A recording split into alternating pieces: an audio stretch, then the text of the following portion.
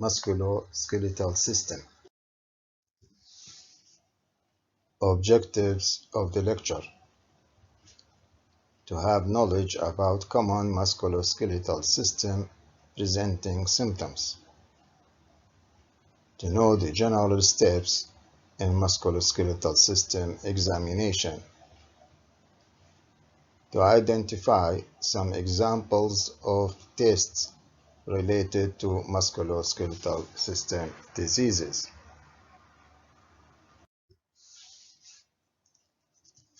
Symptoms of musculoskeletal system. Common symptoms of musculoskeletal disorders include pain, weakness, stiffness,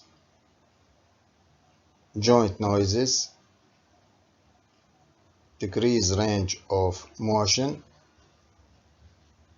Inflammation may cause pain, swelling, warmth, tenderness, impaired function, and sometimes redness of the underlying skin. Steps in the examination of musculoskeletal system. Look, feel, and move. We have a preliminary step: inspection, look, palpation, feel, assess the degree of mobility, move, function, special tests, and final steps.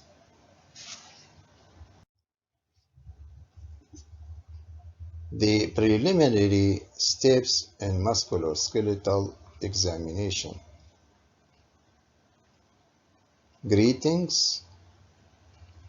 Introduce yourself to the patient, including your name and role. Gain consent to proceed with the examination.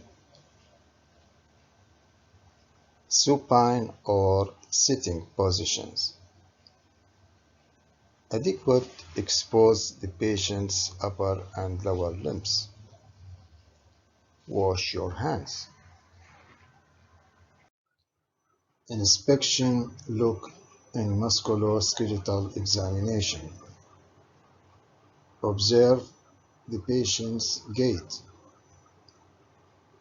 Observe patient in sitting and standing positions. Note common postural abnormalities. Look in the extremities for overall size, gross deformity, bony enlargement, alignment, and symmetry. The normal adult gait cycle. The normal adult gait cycle involves: A. Stance phase, 60% of the cycle. Include the followings: heel strike. Second, flat foot.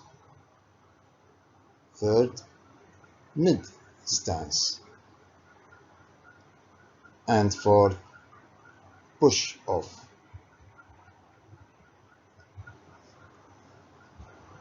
The other phase is the swing phase, 40%. Includes acceleration, mid swing, and deceleration. Abnormal gait. Causes of abnormal gait. First, neurological gait, as in hemiplegia and Parkinsonism. Muscular weakness gait, as in poliomyelitis. Leg length discrepancy gait. Joint or muscular limitation gait, and finally painful gait. These pictures will show you different abnormal gaits: the hemiplegic gait, the Parkinsonism gait, and the leg limb discrepancy gait, muscular limitation gait, and painful gait. Some videos to demonstrate abnormal gait, as in hemiplegic gait, Parkinsonian gait, and Trendelenburg gait.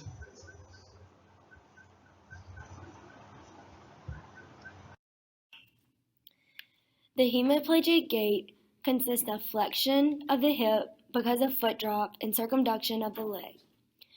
In this gait, the affected limb moves in a semicircle with each step that is taken. This gait causes the leg to be stiff without flexion at the knee and ankle, and with each step that is taken, the leg is rotated away from the body, then towards it, forming a semicircle. The patient has unilateral weakness and spasticity with the upper extremity held in flexion and with the lower extremity held in extension. The foot is in extension, so the leg is too long. Therefore, the patient will have to circumduct or swing the leg around to step forward. Hemiplegic gait is most commonly seen in patients that had a stroke. This gait will vary depending on the severity of neurological involvement and the presence and the amount of spasticity. With the hemiplegic gait, the hip goes into extension, adduction, and medial rotation, and the knee is in extension, but oftentimes it is unstable. The ankle is in drop foot with plantar flexion and inversion, which is present during the stance phase and swing phase of the hemiplegic gait. The involved upper extremity is typically in flexion, and usually with the hemiplegic gait, there is no reciprocal arm swing. The step length for this gait tends to be lengthened on the involved side and shortened on the uninvolved side.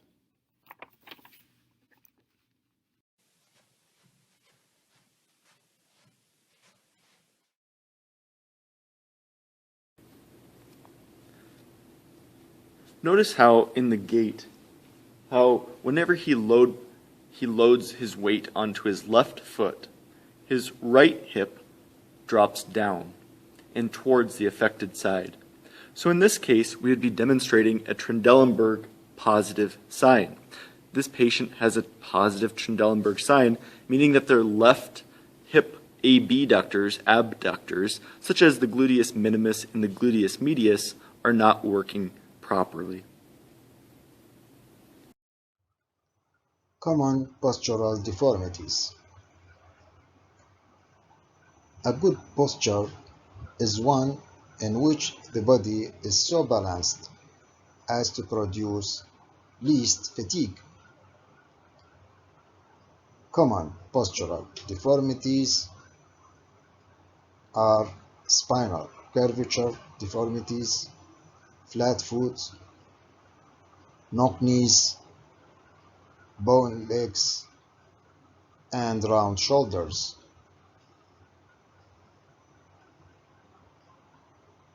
This diagram will show you common spinal curvature. This is the normal, and this is lordosis, kyphosis, and scoliosis.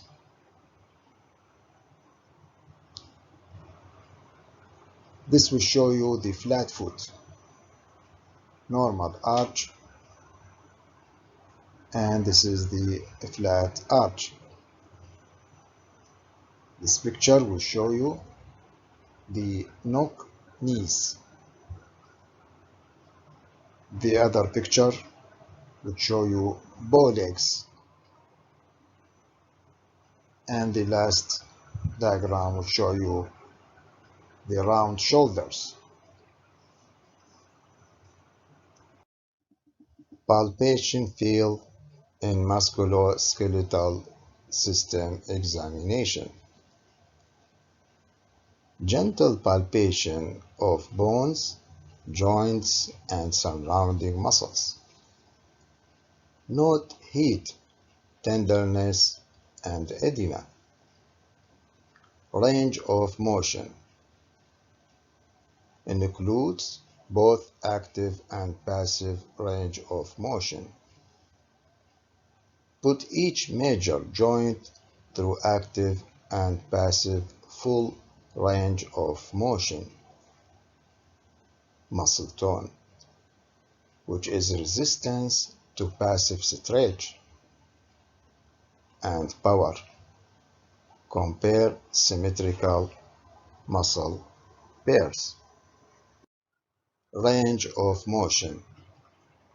In this diagram, you can see different range of motion in the wrist, for example, the ulnar deviation, the radial deviation, deflection, and extension. In the shoulder, abduction and adduction. In the forearm, pronation and supination. Muscle power and strength. In this picture, the examiner is trying to detect the muscle power and strength of the shoulder in abduction and adduction. And here in this picture, it's trying to feel the muscle power and strength of trapezius muscle.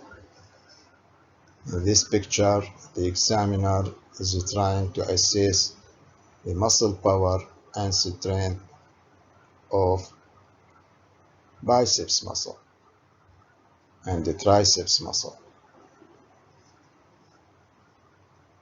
Grading of muscle power and strength. No evidence of contractility, 0 grade. Slight contractility, no movement, 1 grade. Full range of motion, gravity eliminated, 2 degree. Full range of motion with gravity, 3 degrees. Full range of motion against gravity with some resistance, 4 degrees. Full range of motion against gravity, full resistance, 5 degrees.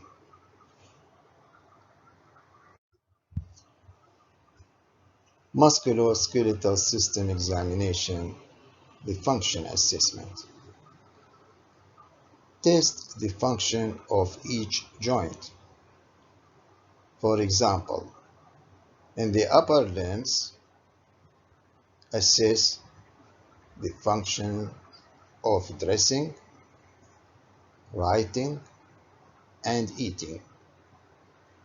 In the lower limbs, assess the functions of walking, sitting, standing from chair. Musculoskeletal system examination, special tests. Examples. First, for the shoulder, painful arc test. It is a test for rotator cuff lesion and tendinitis. How to perform this test? Stand patient with arms by sides. Ask patient to abduct the arm. In a positive test, the patient will experience pain between approximately 10 degree and 120 degree and may not be able to complete the arc.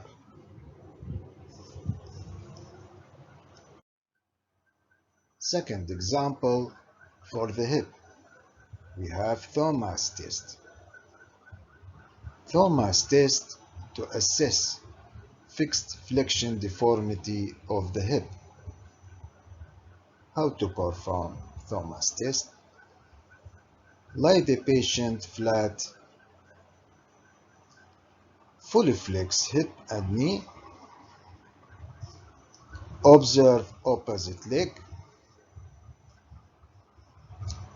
If leg lifts from couch, it means that there is a fixed flexion deformity of that hip.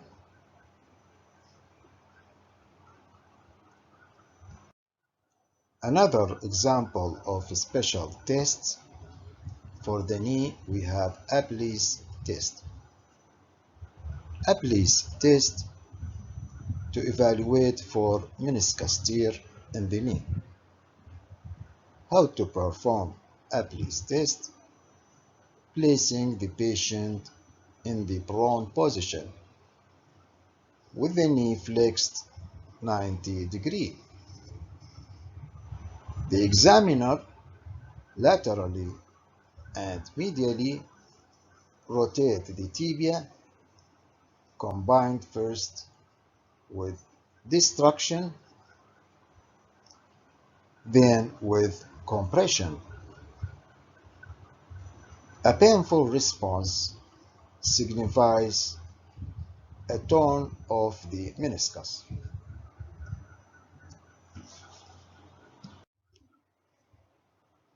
Final steps.